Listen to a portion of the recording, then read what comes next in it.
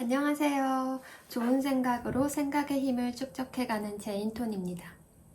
오늘 영상은 행복에 대한 차가운 진실을 이야기할 거예요. 행복할 수 있다는 기대감과 희망을 말하는 책들이 시중에 많은데 이 책은 정말 냉정한 분석에 바탕을 둔 행복의 차가운 진실을 말하고 있습니다. 그래서 난 행복의 차가운 진실을 알고 싶지 않다고 생각하시는 분들은 과감히 나가셔도 좋습니다. 하지만 과장된 희망적인 이야기보다는 나는 적나라한 사실적인 측면에 관심이 있다 하시는 분들이라면 흥미롭게 들으실 수 있을 거예요. 행복에 관한 모든 차가운 진실을 알려드릴게요. 저도 이 책을 읽으면서 행복에 대해 알아가면서 정말 흥미로웠습니다. 첫 번째 진실은 행복하기 위해 사는 게 아니라 생존을 위해 행복함을 느낀다는 건데요. 즉, 행복이 목적이 아니라 모든 것은 생존과 번식을 위한 수단이라는 거예요. 우리는 보통 이런 말을 많이 하죠. 행복하기 위해서 산다. 행복하려고 일을 하는 거지. 행복하려고 열심히 사는 거지. 이런 식으로 말하잖아요. 이처럼 행복을 목표처럼, 최종 목표처럼 말하죠. 지금 이렇게 열심히 일하는 것도 결국 최종적으로 행복을 얻기 위해서라고 말하는 식이죠. 지금처럼 행복하기 위해 산다는 식으로 말하는 것들은 아리스토텔레스의 행복관과 닮았는데요. 책에 나와 있는 내용을 읽어드릴게요. 아리스토텔레스의 인생관 또한 다분히 목적론적이다. 그에게 삶은 가만히 서 있는 것이 아니라 뭔가를 추구하며 그것을 향해 나가는 과정이다. 이때 인간이 추구하는 가장 궁극적인 목표를 행복이라고 보았다. 아침 식사는 출근하기 위해, 출근은 돈을 벌기 위해, 돈은 결국 행복해지기 위한 것이다. 인간 행위의 종착지는 결국 행복이라는 것이다.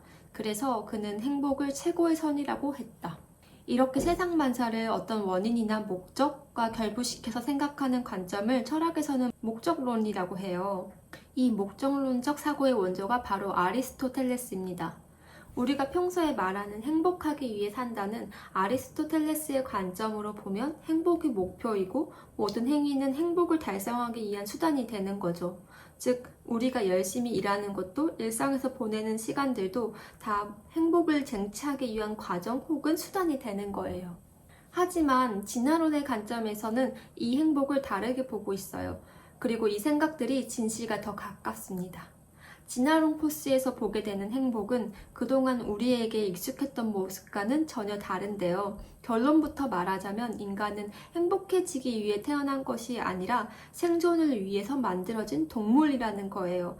더 냉정하게 표현하자면 인간은 생존 확률을 최대화하도록 설계된 생물학적 기계일 뿐이라는 거죠. 책의 내용을 빌려와 말하면 진화론적 관점에서의 인간의 모든 특성, 생존을 위해 최적화된 도구다. 밀러에 의하면 신체적 특성뿐 아니라 고차원의 정신적인 특성도 이 생존 도구의 역할을 한다. 예를 들어 피카소는 창의력을 발휘하기 위해 산 것이 아니다. 보다 진화론적인 해석은 피카소라는 한 생명체가 그의 본질적인 목적인 유전자를 남기는 일을 위해 창의력이라는 도구를 사용했다고 보는 것이다. 마음의 정신적 산물들은 사실 몸의 번성을 위한 것이다. 진실은 생명체는 행복하기 위해 사는 것이 아니라 생존하기 위해서 행복한 거예요. 즉, 책에서는 행복은 삶의 최종적인 이유도 목적도 아니고 다만 생존을 위해서 절대적으로 필요한 정신적인 도구일 뿐이라고 말합니다. 행복하기 위해 사는 것이 아니라 생존하기 위해서 필요한 상황에서 행복을 느껴야만 했던 것이죠. 살기 위해서 행복을 느껴야만 했던 것이죠. 저는 이것을 인지하고 가장 먼저 든 생각은 행복이 목표가 아니라 생존을 위한 정신적 도구 역할이었다면 그렇다면 생존을 위해서 행복과 같은 정신적인 도구가 많을수록 생존에 유리할 수 있겠네? 라는 생각을 했습니다. 그리고 두 번째 든 생각은 행복의 목표가 아니라 도구라면 그러면 평소에 행복하지 않다고 해서 우울할 필요도 없고 생존에 필요한 다른 도구를 이용하면 되겠네? 라는 생각이 들더라고요. 목표도 아닌데 행복하지 않다고 해서 우울할 이유가 없는 거죠. 다른 도구를 사용해서 생존하면 되는 거잖아요. 뭐로 가도 서울로 가면 된다는 말처럼 우리는 행복의 도구가 아니라 다른 도구를 이용해서 생존하면 되는 거니까요. 우리는 행복하기 위해 사는 게 아니라 살고 싶어서, 즉 생존하기 위해서 행복이라는 감정을 도구로 이용해서 살아가고 있다는 것을 인지하고 나니까 살고 싶어서 행복을 그렇게 자주 느끼고 싶었던 거구나 하는 생각도 들더라고요. 생존하기 위해서 행복을 도구 삼아 살아가고 있다는 진실을 마주하고 오히려 괜찮을 수 있겠다는 생각도 들었어요. 왜냐하면 행복하기 위해서 열심히 살아가는 일은 살아가는 내내 사실 너무 힘들잖아요. 행복을 목표로 삼으면 언제 올지도 모를 행복을 위해서 일도 치열하게 해야 되고 현재를 희생하게 되는데, 그 명확한 시점도 없는 행복이라는 종착지를 생각하고 과거부터 지금까지 그리고 미래까지 열심히 살아가는 일은 현재를 조금 참아도 된다는 식인 거죠. 미래에 행복할 수만 있다면 과연 지금 현재는 참아도 되는 걸까요? 저는 그 이유를 앞서간 사람들이 말하고 있다고 생각해요. 열심히 살았지만 행복한지는 모르겠다고 말하는 사람들을 보면서 결국 지금 현재를 즐겁게 살지 않으면 미래에도 행복은 없다는 것을 느껴요. 무작정 미래를 위해 열심히 살아가는 일, 행복을 목표로 삼으면서 뛰어가는 일은 반드시 미래에 행복이 있다는 것을 보장해 주지 않는다는 거 우리 알고 있잖아요. 행복이라는 게 너무 추상적이어서 미래 어떤 곳에 정확하게 한 점이 있는 게 아니어서 어느 시점에 종착지가 명확하게 팍 깃발이 꽂혀 있지 않아서 그걸 모르고 지나치거나 아니면 올 것 같지 않은 기분에 허무해질 수도 있고요. 누구나 인간이라면 행복하고 싶잖아요. 그래서 행복을 목표로 두게 되고 그렇게 되면 생각은 자연스럽게 미래에 행복해질 수만 있다면야 뭐든 괜찮다는 식의 사고가 일어나고, 정말 이게 무서운 접근법인 게 그게 당연하다고 생각이 들면 그 다음부터 미래의 행복을 위해 지금은 조금 참아도 된다는 식이 계속 무한 반복되는 거죠. 그래서 행복이 목표가 되는 일은 좀 무서운 일일 수도 있어요. 그런데 이 책에서는 행복의 목표가 아니라 사실은 생존을 위한 수단이었다고 하니 저는 다행이다 싶어요. 행복이 목표가 아니라 수단이 되면 먼 미래에 있을 행복을 쫓아 현재를 희생하는 일을 조금 내려놓을 수도 있을 것 같아서요. 현재를 사는 일은 정말 중요해요. 현재를 살아야 지금 여기서 행복할 수 있으니까요. 지금이 별론데 나중에라고 괜찮을 리가 없겠죠. 나중에도 행복하려면 지금도 어느 정도 행복감을 느껴야 합니다. 행복이란 게 결국 잘 살기 위한 하나의 도구에 불과하니까 그것에 목매달 이유가 없는 거죠. 생존을 위해서는 여러 가지 도구들이 있는데 행복은 그야말로 하나의 도구일 뿐이니까요. 그럼 행복에 너무 집착하지 않아도 되는 거죠. 행복 말고 또 다른 것들을 이용할 수 있으니까요. 행복의 목표가 아니라 인간 생존을 위한 도구라는 것을 인지하고 나니까 생존을 위한 도구가 많을수록 잘 살아갈 수 있다는 것으로 생각이 확장돼서 어떤 도구들이 있을까 한번 생각해 봤어요. 생존을 위한 도구인데 행복처럼 좋은 도구가 어떤 게 있을까요?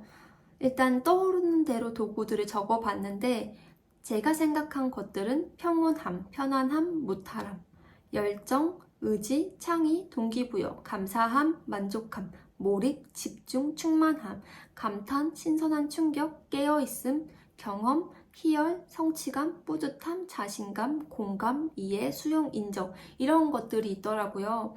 그리고 그 도구들을 어떻게 얻을 수 있는지 간략하게 생각을 해봤는데, 평온함, 무탈함 이러한 도구들은 혼자 있는 시간을 잘 보내거나 남들과 비교하지 않음으로써 얻을 수 있는 도구이고, 열정, 의지, 창의, 동기부여 같은 것들은 좋아하는 것을 하거나 내 취향을 알아갈 때 그 도구들을 잘 쓸 수 있을 것 같고, 감사한 만족감은 현재 내가 가진 것을 크게 생각하고 만족해 했을 때 그 도구들을 이용할 수 있을 것 같고, 몰입, 집중 이런 도구들은 현재를 살아갈 때 느낄 수 있고, 깨어있거나 감탄 이러한 것들은 독서, 여행, 그리고 좋은 사람과 대화하고 꾸준히 배우고 미술관이나 새로운 경험을 했었을 때 얻을 수 있는 도구이고, 희열, 성취감, 뿌듯함 이러한 것들은 꾸준히 시도를 하면서 겪을 때 얻을 수 있는 도구라는 생각이 들었습니다. 저는 행복과 견줄 만한 도구는 이 정도로 생각을 했는데 아무래도 생존을 위한 도구들이 많을수록 나의 생존이 유리해지겠죠? 이렇게 생존에 필요한 도구들은 비슷할 수는 있겠지만 이 중에서도 나는 어떤 도구가 가장 좋은지 생각해 보는 것도 도움이 될 것 같아요. 저의 경우에는 저 도구들이 정말 다 좋지만 그 중에서도 몰입, 충만함, 감사함이 제일 저를 잘 살아가게 하는 것 같아요. 저는 몰입해서 충만감을 느낄 때 살아있음을 느끼고 지금 주어진 것에 감사함을 느낄 때 인생을 잘 살아가고 있다는 기분이 들거든요. 나에게 가장 도구가 나의 생존을 가장 유리하게 만들어줍니다. 일단 나에게 맞는 최적의 도구가 무엇인지 알려면 일단 나를 잘 알아야 그 도구도 이용할 수 있으니 천천히 생각해 보세요. 도구는 내가 생존할 수 있게 내가 보다 잘 살아가는데 유리하게 만드는 것이기 때문에 도구들 중에서도 나와 가장 궁합이 잘 맞는 도구를 일상생활에서 자주 사용하는 게 좋겠죠? 저는 많은 도구들 중에서 몰입하며 충만하고 감사함을 느낄 때 기분이 좋아졌는데 이 도구들이 저의 생존을 유리하게 만들고 있었나 봐요. 행복하려고 사는 거지 뭐 이러한 접근법은 즉 행복이 목표가 돼버려서 목표를 꼭 이뤄야 한다는 생각으로 현재를 즐기는 게 어려운 일인 것 같아요. 물론 현재도 즐기고 과정도 즐기는 사람도 있을 수 있겠지만 행복하려고 산다는 것은 초점이 미래에 있기 때문에 사실상 현재를 살아갈 수 없는 거죠. 하지만 행복은 생존을 위한 도구일 뿐이라고 생각하면 접근 방식이 달라져요. 뭐야, 너 행복 별거 아니었네. 행복하면 좋겠지만 행복이라는 녀석이 없어도 다른 도구를 사용해도 나 잘 살아갈 수 있는 거였네? 하면서 행복에 집착하지 않는 거죠. 행복이 목표이면 행복에 너무 집착하게 되고 집착하는 순간 행복이랑은 멀어지겠죠.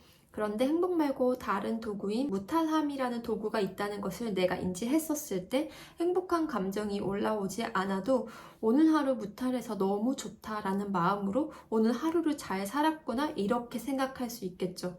무탈함의 도구가 내가 오늘 가장 잘 생존할 수 있게 도와준 감정이 되어준 거죠. 이제 행복이 목표가 아니라 수단이었다는 것을 인지했으니 행복이라는 도구 하나 없다고 슬퍼할 이유도 없는 거예요. 그 전에는 목표가 행복이었으니까 행복하지 않다는 생각이 들면 괜히 우울해지잖아요. 그런데 행복은 내가 갖고 있는 여러 개의 수단 중 하나이기 때문에 그 도구 하나 없다고 슬퍼할 이유가 없는 거죠. 예를 들어 설명하면 그림을 그리는 것이 생존이고 물감이 행복이라고 해볼게요. 내가 그림을 그려야 되는데 물감, 색연필, 볼펜, 연필 여러 개의 도구가 나에게 있는데 물감 하나가 딱 없는 거예요. 그런데 물감 하나가 없다고 우는 일은 그림을 그릴 수 없다고 말하는 것과 같아요. 하지만 물감이 없어도 색연필이나 연필로 그림을 그릴 수도 있잖아요. 물감이 있으면 물론 좋겠지만 그 도구 잠깐 없다고 해도 그림은 그릴 수 있다는 것을 알았으면 좋겠어요. 즉, 행복이라는 도구가 없어도 우리는 잘 살아갈 수 있고 생존할 수 있다는 것을 기억하셨으면 좋겠습니다. 그러면 여기서 이런 질문이 자연스럽게 들지 않으세요? 왜 행복이라는 도구가 인간의 생존을 유리하게 만드는 거지? 저는 이 답을 책에서 빌려올게요. 희열, 성취감, 뿌듯한 자신감 이런 치명적 매력을 가진 경험을 한번 맛보면 또 다시 경험하고 싶어진다. 그것을 유발시킨 모든 사건, 물체, 장소, 사람을 또 찾아다닌다. 스스로 인식하든 못하든 이 과정에서 자신의 장기적인 생존 확률은 높아진다. 이 문장을 읽고 장기적으로 나에게 건강한 정서를 갖다주는 도구들을 가져야 생존에 유리하다는 것을 알게 되었어요. 할 때만 좋고 후회하는 것들보다는 장기적으로 생존 확률이 좋은 도구들을 사용할 필요성을 느꼈습니다. 행복과 같은 도구를 찾는 방법으로는 책에 나와 있는 쾌와 불쾌의 감정으로 찾을 수 있어요. 책에서는 쾌와 불쾌의 감정은 나설 때와 물러설 때를 알려주는 생존 신호등이라고 말합니다. 즉, 도구를 잘 사용하려면 나의 쾌와 불쾌를 잘 알아야 하는데 그건 정말 나를 알고 있어야 알 수 있는 것들이죠. 생존 신호들이 많을수록 나의 쾌를 살리고 불쾌를 줄이는 도구를 사용하면서 생존을 유리하게 만들 수 있습니다. 책의 표현을 빌려오면 쾌의 감정은 파란 신호등이고 행복은 이런 경험에 바탕을 둔다. 생존에 유익한 활동이나 생각을 하고 있을 때 그 일에 계속 매진하라고 알리는 것이 쾌의 본질적 기능인 것이다. 행복에 대한 첫 번째 진실을 다시 정리해보면 저자는 우리는 행복하기 위해 사는 것이 아니라 살기 위해서 행복감을 느끼도록 설계된 인간이라고 말합니다. 즉 행복은 생존을 위한 수단일 뿐이라고 말했습니다. 하지만 저는 행복에 대한 첫 번째 진실은 오히려 저는 알게 돼서 정말 좋았다고 생각합니다.